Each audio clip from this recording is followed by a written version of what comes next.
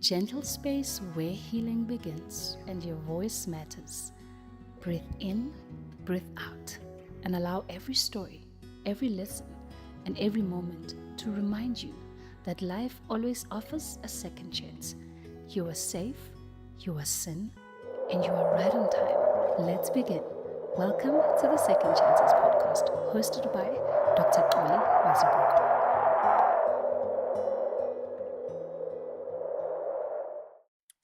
Welcome to Second Chances podcast, a platform where we share individual experiences from rehab and therapy. Today we're going to know more about dysphonia, and we're going to meet a patient who actually went through diagnosis, treatment, and rehabilitation for a voice disorder.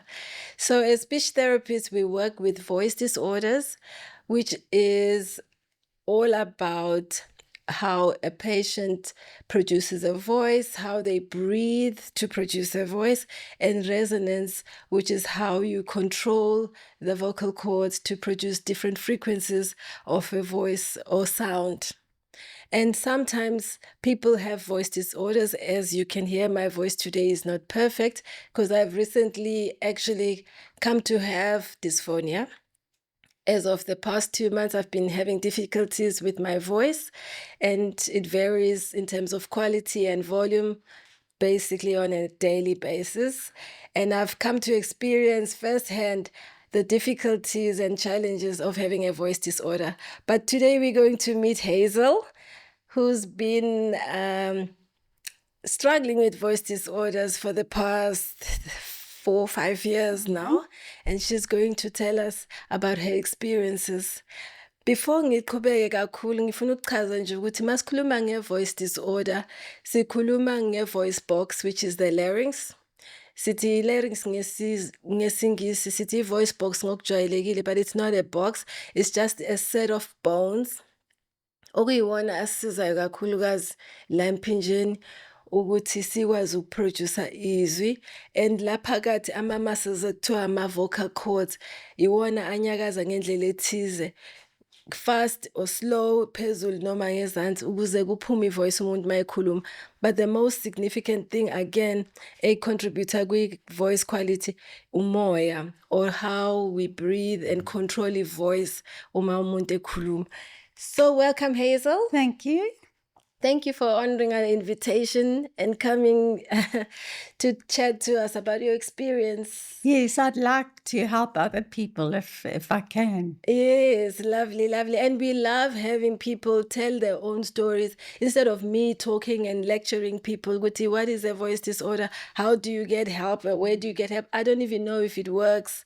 But now you've been through the experience. So tell us a little bit about yourself first. Who are you? Okay, my name is Hazel and I grew up in Zululand.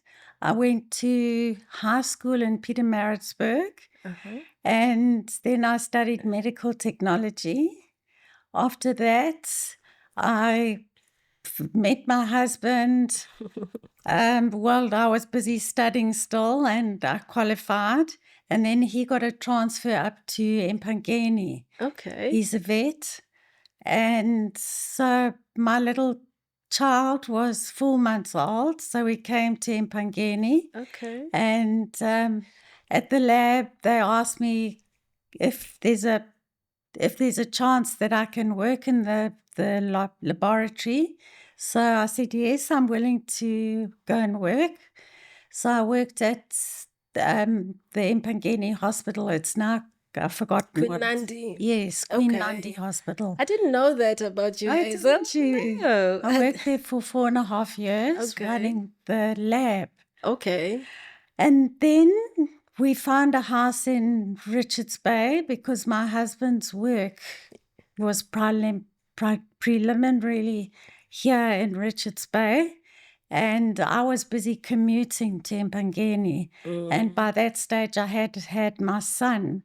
And he just said to me, this is not working, to get another maid. And yeah. So I started to do some lab work for him in his practice. And then eventually I had too many other commitments. I dabbled in all kinds of things, flower arranging.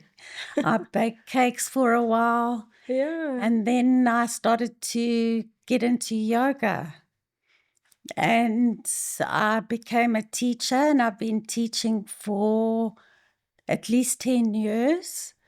And I'm a qualified Iyengar yoga teacher. So clearly I need my voice for my work. Yes. And in fact, I've joined Hazel's yoga class, and I've been a class class member for 4 years, and I've learned a lot from you, Hazel. But I actually appreciated that even in a small class situation like that, because in a yoga class we're talking 5-6 people at a time at the most. But even then, you really need your voice Yes. to be clear, and it's affected by positions and postures in yoga. Absolutely. Which is different from what I thought. Before I went to yoga, I didn't understand why would you complain about your voice disorder. You have a small class of five people. Unlike a class teacher who's in a primary school grade 1 teacher talking to 40 students. Exactly. But I really came to appreciate, especially now, that even talking to 4 people is quite a challenge if you have a voice disorder. Absolutely. So, Hazel, take us back to 2020 when you were diagnosed with a voice disorder. Tell us how it came to be and what you went through in terms of consulting doctors and diagnosis. Okay. So it wasn't a sudden onset. It seemed to happen gradually. And I thought perhaps it's from using my voice too much. So in my off time when I wasn't teaching, I tried as best as possible to rest my vocal cords. But that just seemed to make it worse. And eventually, I have a physiotherapist friend who was in our book club, and she suggested that I come and see you. She said, clearly there's a problem. Come and see Xolly. So I came to you, and I think I was 6 weeks with you. I did all my homework diligently. I did everything worldly possible that I could. Yes. And by the end, Xolly said to me, there's a deeper problem here. She can't help me anymore. That's because I realized your voice wasn't improving. We were meeting weekly for therapy, but I could tell that with much work and dedication, the quality of your voice was not improving. So I then referred you to see an ENT who now officially diagnosed you with spasmodic dysphonia and unilateral vocal cord palsy. Palsy. Yes. So you went to an ENT. What tests did they run on you? Because I think it's important that people understand what you have to go through to actually get to that diagnosis. Okay, so the first ENT that saw me was at the Garden what is your hospital? Yeah, at Melamed. Melamed. And you said to me, just go and see her. So she put the probes down and she asked me to say a few things. And she saw that the left side was not working as it should.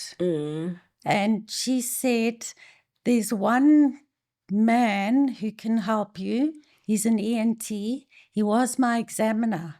And she said, I'm sure he can help you. So I think I maybe got a reference letter from you. Consulted Dr. Tanda.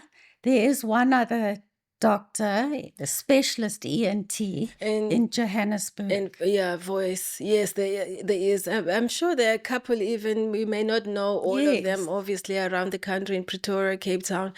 But yes, it's important to get to refer to a specific ENT that deals with voice, because as many ENTs as we have, people tend to super specialize in one area better than another, and they choose areas of interest to them.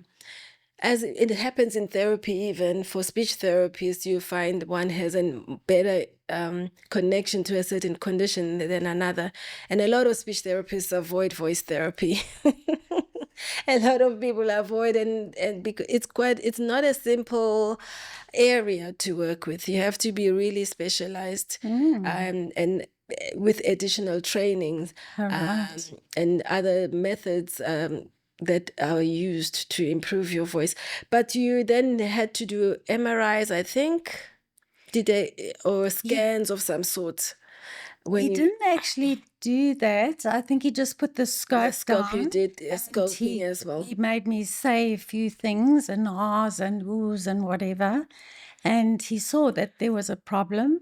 And he said to me, I can help you. I can give you Botox injections into your vocal cords and it would help you. Yeah.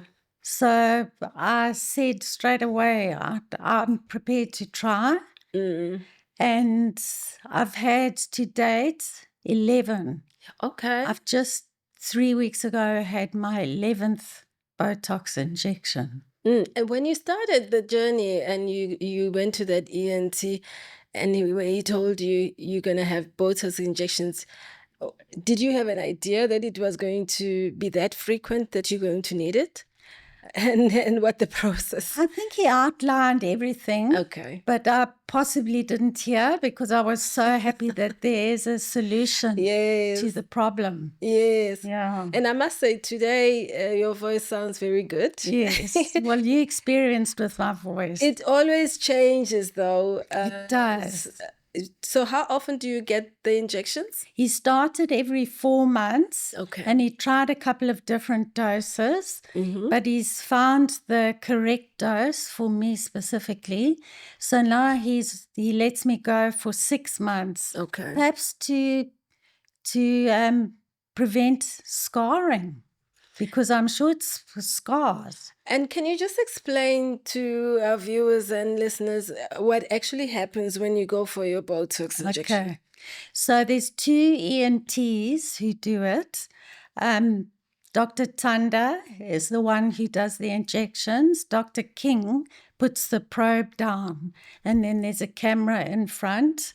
And Dr. King... And this is done with you just sitting in a sitting position. You're not sedated or... Sorry. He does anesthetize first. Okay. So he injects local, which is almost more traumatic than the actual... treatment. Yeah. But once the local is worn, started to kick in, then Dr. King puts the probe down. So he's also a specialist ENT, an older man. And he tells Dr. Tanda, yes, you're in the right place, because he then has to inject the Botox. From outside. So the local... Well, I don't actually look at the screen. Okay. Because I'm concentrating on your position. Absolutely dead still. Okay. Because can you imagine if you wriggled? And then the injection, the syringe and the needle goes all to over the wrong place. Location. Yes. That would be a disaster. That would. You come out with a totally different problem. And so he gets the needle into the actual vocal cord, and I can feel it when it's going in. I can't feel the needle going in, but once it's reached the vocal cord, it's quite deep actually. They can't give local to stop that pain, so I just breathe through it. Okay. It helps that you can meditate. Yes, breathe and just concentrate on being calm. And it doesn't even take 5 minutes for Dr. Tanda. Yeah. He's very experienced, and he seems to have it down to a fine art. Yeah. At one stage, I did opt to go under general anesthetic. I think I only had 2 or 3 general anesthetics. Okay. And the doctors prefer not to do it that way. That's what but they said for my sake, because they realized how stressful it was, they would try. And I suppose having a general anesthetic is more of a risk. Yes, to the patient. There so are now other risks. I just go in the chair and everyone knows me there, and I do my breathing, and I'm just very happy once it's done because I know it works. Yes, And that's I've got my voice back. And sure, can you believe it? I don't think people will understand until, a lot of things, until it happens to you, you don't really get it. No. Just how important your voice is. Absolutely. Sure. Now, actually, that brings me to my next point, Hazel. Tell us about the day-to-day challenges of having a voice disorder. Okay, first of all, because the voice doesn't function, people can't hear you. And it's kind of the more you try and make yourself heard, the less they can hear. And I know. And I'm nodding so loud because I know it happens with me now. Because even in my mind, I'm thinking people don't, obviously the listener is not hearing me, and I try to speak louder, but when I do that, the moment I try to speak louder, then my voice just goes more hoarse. Absolutely. So it definitely helps to calm down and just keep a steady voice and speak at this, what do they call, as if the person is right here next to you, and not try to shout. Yes. And if they can't hear you, try and repeat it still in the quiet voice. Yes. Now, my husband has a hearing problem. That's a challenge. It exaggerates the problem at home, so he's always got to face me to lip read. True.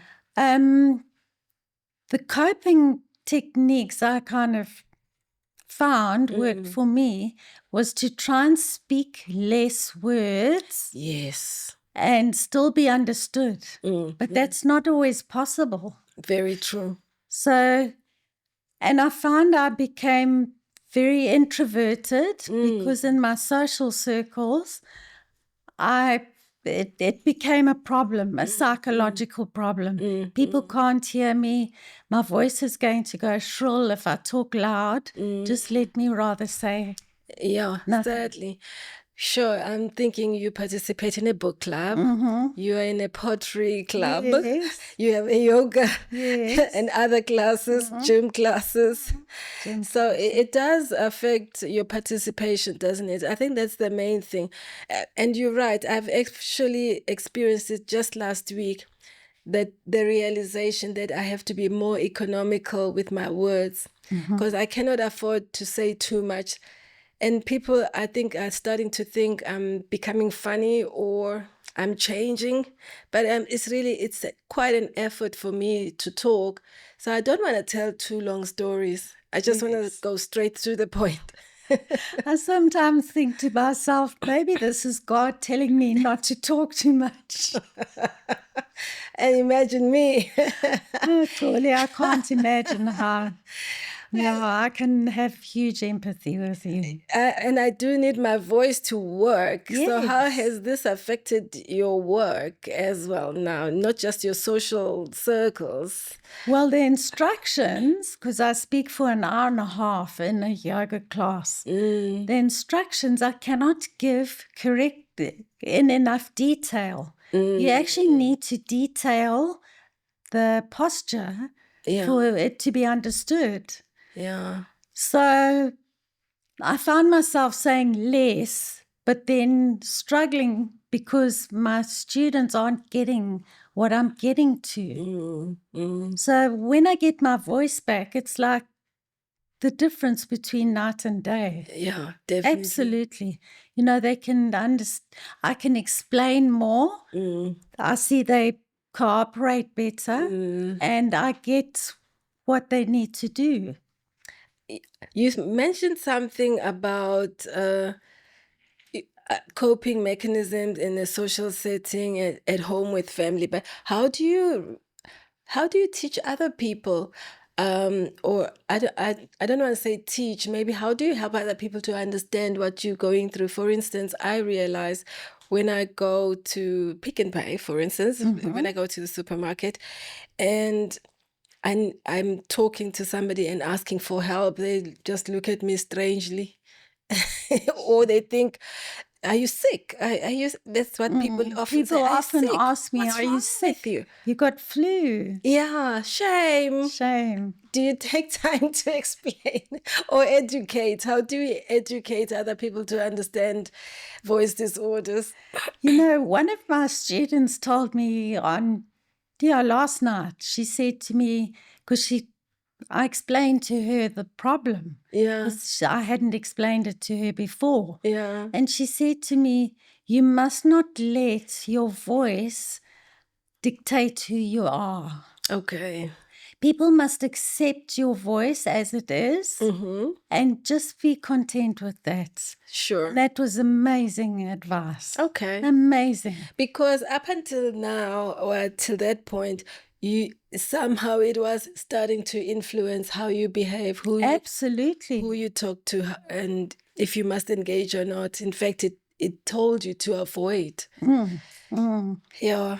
Speaking on the phone, like for instance with a banking problem. Oh, Fortunately, my husband, he just says, "My wife has a speech disorder and I need to speak above her. Is that all right?" And then Okay. they just authenticate me. yes. And but if he wasn't there, I'd have real problems. It is true.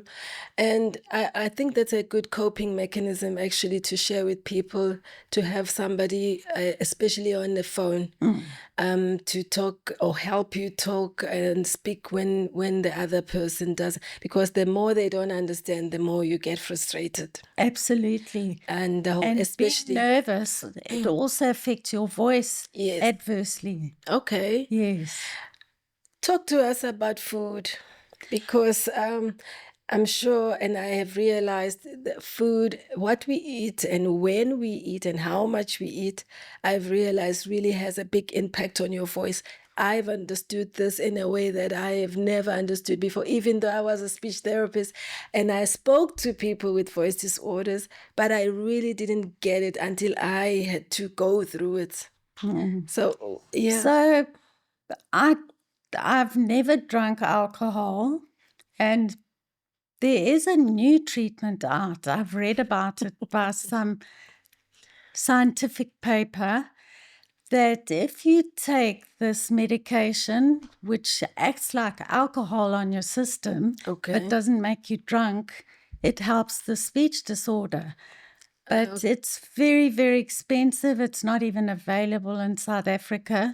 So it's not never heard actually of that. Dr. Beer Okay. who was helping me with grinding my teeth, told me he read it in a scientific journal. Okay. But what else was I getting to? We were talking about food. Food. So I avoid dairy products. I do find I have a lactose intolerance. Okay. My son also has it, so that's confirmed that it's a problem. So definitely having a lot of dairy, I just avoid it. Or you can buy lactose-free dairy now. It's quite freely But you available. avoided even the lactose-free versions. No, I do take it. Oh, you I take eat the it, lactose-free yes, version. Okay. because it's a good source of calcium. Okay. I try to avoid wheat. Oh, okay. Wheat, I think, is not on the whole good for you. So seeds and nuts and that sort of thing is better. Okay. I do eat meat, Okay. but I have been on a vegetarian diet. And recently I stopped coffee, which is Actually, a big thing. it's a big thing for you. I actually read an article by Royal College of Speech Language Therapy in the UK. And actually, when you read up on dysphonia and the foods that you must avoid when you have dysphonia, coffee was one of the first things on the list. Really? Yeah, it was the third thing on the list. Caffeine apparently doesn't work well with vocal cord epithelial cells. So you have to avoid coffee and you have to avoid chocolate. Chocolate. I know. That's, for me, was the saddest part. I had to part with chocolate, but I had a real experience with it because when my voice disorder started, had treatment. I was on antibiotics. I took antacids.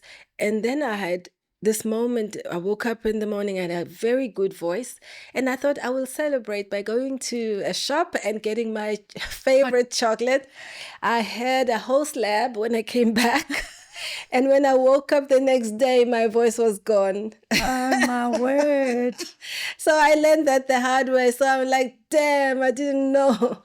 In fact, I did two things wrong that day because I bought sparkling water and I didn't know I couldn't have sparkling water and syrup cocktails.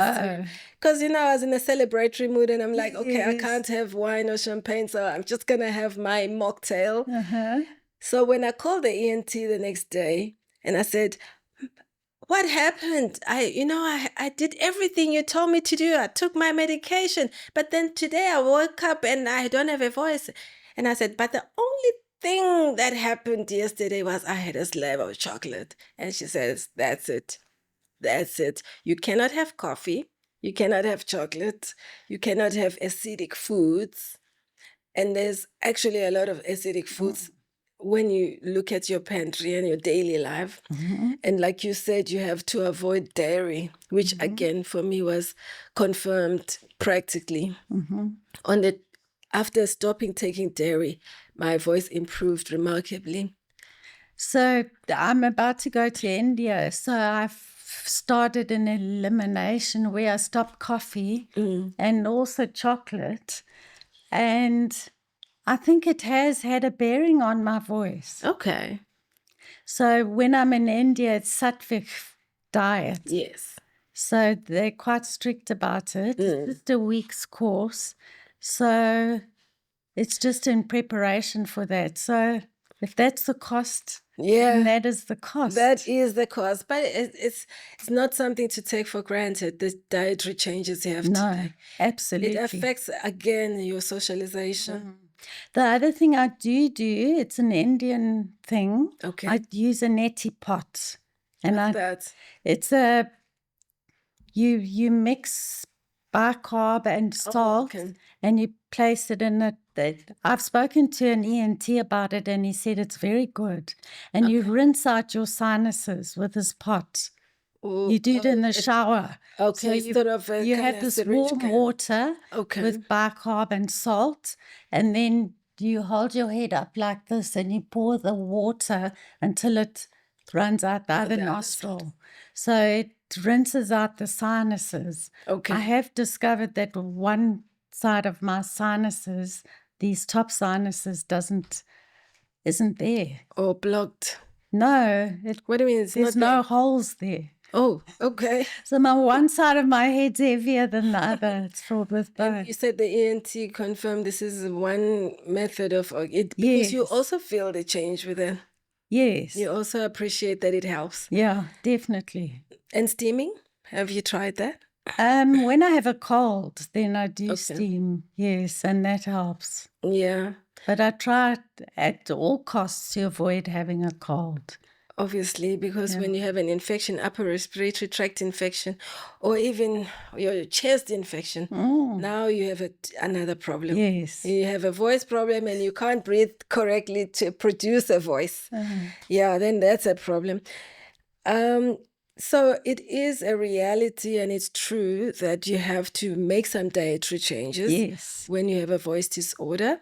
And you definitely have to avoid caffeine and acidic foods. A lot of people don't realize that so much foods are acidic, even though they're not burning up or hot curry kind of a situation. So there are a lot of foods that are acidic, even vegetables that are acidic that we need like to tomatoes, Yeah, and drinks, including sparkling water, which I didn't know. I drink unflavored sparkling water, and there's a flavored without sugar water that you can get that's very palatable. Oh, yes. So we're not going to mention names because we don't promote products. But it's true. That's why I purposely avoided the Well brand name. Well done. Lovely. And you have already suggested to me a couple of things that you do that helps you to get a better voice production. Like, what did you call it again? That process? Neti pot. Neti pot. Okay. Yes, it's using a neti pot. Yes. Actually, there is a version I've seen at an ENT's office that comes with a bottle with some kind of a straw that you just, it's a squeezable bottle. I actually have seen this. I took it from an ENT's office once to try.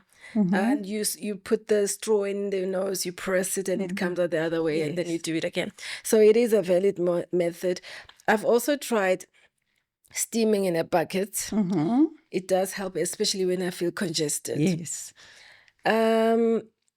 Breathing helps. Breathing I don't know helps. if you've noticed when I give yoga instructions, I say breathe in, and on the exhale, jump the feet. And when I start to speak after exhaling, so slow breath in, and then exhale and jump the feet, my voice is much better at that moment. Yes. So using the breath. Yes. And perhaps I should pause more when I'm speaking. True. I think that would help. It definitely does contribute to better fluency, not just for voice disorders, even for stuttering. Yes. Pausing and breathing is part of speech therapy techniques that are also used in therapy. But I think often when people are nervous, they want to get the words out so you don't pause enough. True. Yes. So it will help to speak slower. Yes. And more deliberately. Well, I do speak slower. So some people speak extremely fast, but I am a slower person, I think. Because you're a yoga teacher. Yes. You've learned, it's part of who you are now. Exactly.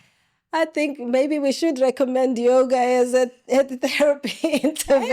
Absolutely. We do pranayama, which is yoga breathing, breathing. Yeah. We teach that. Sure. And perhaps it's a good thing to just think about as part of therapy or as part of just preparing your whole body, because you have to acknowledge that a voice disorder is sometimes short-term, like when you have flu, but sometimes it's a long-term problem.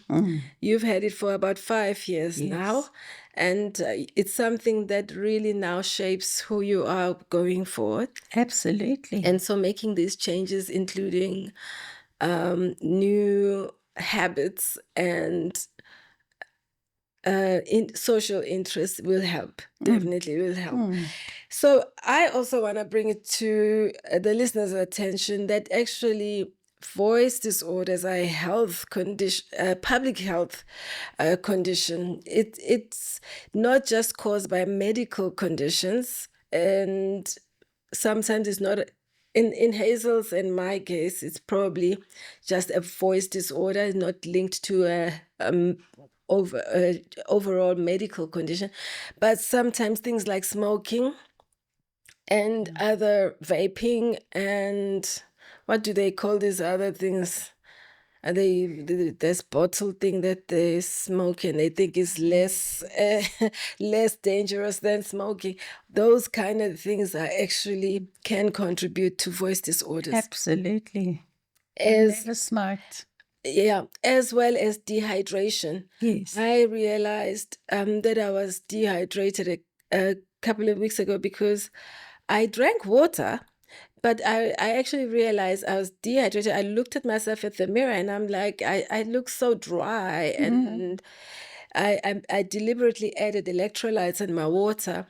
And I would drink a liter without going to pee. Then I realized just how dehydrated my cells at a cellular level. We really have to hydrate. And these thin cells on your larynx or on your throat and esophagus really need hydration. Okay. It works better when it's hydrated. That's why the sparkling water is good, because it seems to, I don't know, almost soothe the throat. What I haven't explained is with the Botox, the first, say, maybe 5 or 6 days, is difficult to swallow without choking. Okay. So I had to relearn how to swallow after the Botox. And you tips are to tip your chin and try and get the liquid to the back of the throat. Chin It doesn't happen with solids. It's only fluids. Yes. Drink fluids. Which reminds me that we need to really emphasize that people cannot do any of these treatment tricks at home without actually consulting an ENT and a speech therapist to learn these techniques. As much as we say we've learned this from experience, you've done this and it helps, but people that are viewing really need to get a diagnosis, a proper diagnosis, and to be seen by an ENT. When I phoned the rooms to say I was having this problem choking, they said, do you want to see a swallow therapist? So they do have therapists who help you learn to swallow. Yes, it's actually a speech therapist. Oh, is it? Yes, because swallowing therapy is part of what speech therapists do. It's called dysphagia with the GIA. So a lot of speech therapists would be able to help somebody with a swallowing difficulty. I'm glad you actually brought it up. Another thing we need to highlight is reflux, which is a real problem. You mentioned wheat as something you now avoid, and I think people need to take a diary of what they eat more carefully so you recognize what triggers acid reflux for you, because we all have different meals and methods we prepare them. We could have the same thing, but the way I prepare it would make a difference for me. And another thing I realize is how you sleep. Yes. Especially with acid reflux, how you sleep, the position, which body posture you take when you lie down, and the level of your height as you lie down is important to consider. You've also seen that? Yes. Okay. I do go through periods where I have reflux, but it doesn't seem to persist. Because you're quite mindful about what you eat and when you eat. Yes. Because I also worry. I try to eat by 6 p.m. Because if I eat later than that, obviously you're going to have a problem when you lie down at 8. I also try and eat as early as possible. It's something to consider, definitely. The air quality. Now, I've come to think, do you know when I go out, because we're in Richards Bay and it's heavily polluted, I have experienced in the past 3 months having spring conditions plus more air pollution. I bet I'm the Monitor. Monitor. My body is the pollution meter. Yes. Because it definitely gets affected when I go outside than when I'm indoors. My voice quality changes when I'm indoors. If I drive to the hospital, as I enter there, after an hour or so, my voice will adjust. So once you're in the hospital with the air conditioner, then it gets better. But when I move around and I'm in and out of buildings and goes. When I come home in the evenings, after an hour or so, my voice improves. Well, it's also because I'm restful by then, but I think also the air pollution is a contributor. I think most definitely. Because when there's other people say, oh, there must be bad pollution, then I do realize my voice is worse on those days. Yeah. Because sometimes the industries here do announce that the pollution levels are high, etc. So there's a lot we can't control, but we do the best with what we can control. Absolutely.